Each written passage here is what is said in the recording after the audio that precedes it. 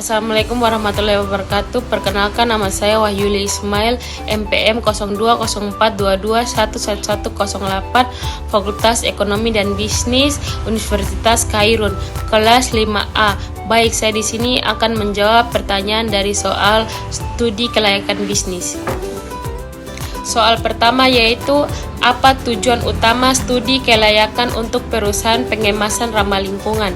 Jawabannya, tujuan utama studi kelayakan ini adalah untuk menentukan apakah layak atau tidak mendirikan perusahaan rintisan yang fokus pada produksi bahan kemasan ramah lingkungan dan dapat terurai secara hayati, khususnya untuk industri makanan dan minuman. Studi ini mengevaluasi aspek pemasaran, teknis, dan manajerial untuk memahami potensi keberhasilan dan tantangan perusahaan. 2. Siapa target audiens utama untuk perusahaan rintisan tersebut? Jawabannya, target audiens utama untuk perusahaan ini meliputi restoran, kafe, dan layanan pengiriman makanan yang ingin mengurangi jejak lingkungan mereka, merek makanan organik, dan usaha kecil yang peduli lingkungan, badan pemerintah daerah yang mempromosikan inisiatif ramah lingkungan. 3. Berdasarkan persentase yang didapatkan dari hasil survei, berapa banyak potensi jumlah pelanggan yang ingin menggunakan produk kemasan ramah lingkungan pada emerging market dan daerah perkotaan? Jawabannya, berdasarkan survei yang menunjukkan bahwa 7% konsumen lebih menyukai produk dengan kemasan berkelanjutan. Dan jika ada sekitar 1,5 hingga 1,4 miliar orang di emerging market dan daerah perkotaan, maka potensi jumlah pelanggan yang ingin menggunakan produk kemasan ramah lingkungan adalah 1,05 miliar kali 70%, hasilnya 735 juta, dan 1,4 miliar kali 70%, hasilnya 980 juta pelanggan.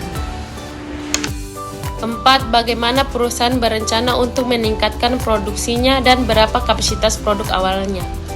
Perusahaan berencana untuk memulai produk dalam skala kecil hingga menengah dengan kapasitas produk awal sekitar 10.000 unit kemasan ramah lingkungan per hari.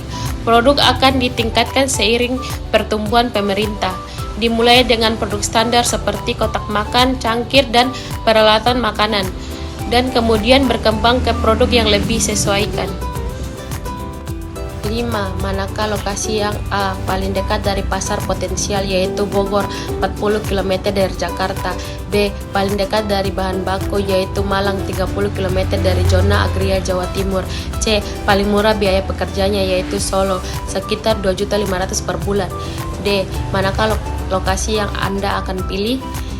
Pilihan ideal adalah Bogor, Jawa Barat, karena meskipun biaya pekerjaannya sedikit lebih tinggi dari Solo, Bogor lebih dekat dari pasar potensial di Jakarta, yang bisa mengurangi biaya distribusi ke pasar utama. Selain itu, lokasinya masih cukup dekat dari bahan baku di Jawa Barat. 6. Berapa banyak karyawan yang dibutuhkan dalam fase rintisan dan bagaimana tenaga kerja akan direncanakan seiring dengan peningkatan skala perusahaan? Dalam fase rintisan, perusahaan akan membutuhkan sekitar 30 karyawan dalam komposisi sebagai berikut: 15 pekerja lini produksi, 5 inspektur kontrol kualitas, 5 potensial pemasaran dan penjualan, 3 staf administrasi, SDM, keuangan, dan perdagangan, 2 manajemen tingkat menengah, yaitu produk dan pemasaran. Seiring peningkatan skala perusahaan, tenaga kerja direncanakan akan bertambah sehingga sekitar 50 karyawan dalam 2 tahun, terutama di bagian produk dan penjualan untuk memenuhi pemerintah yang meningkat. 7. Gambar struktur organisasi dari perusahaan ini. Berikut adalah struktur organisasi fungsional yang diusulkan untuk perusahaan. Struktur ini menetapkan CEO di puncak dengan 3 departemen utama, yaitu produksi, pemasaran, dan penjualan, dan operasional yang masing-masing dipimpin oleh seorang manajer.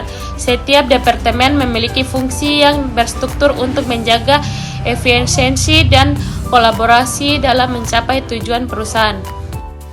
Baik, itu saja yang dapat saya sampaikan. Lebih dan kurangnya saya mohon maaf. Wal taufiq wal hidayah. Wassalamualaikum warahmatullahi wabarakatuh dan terima kasih.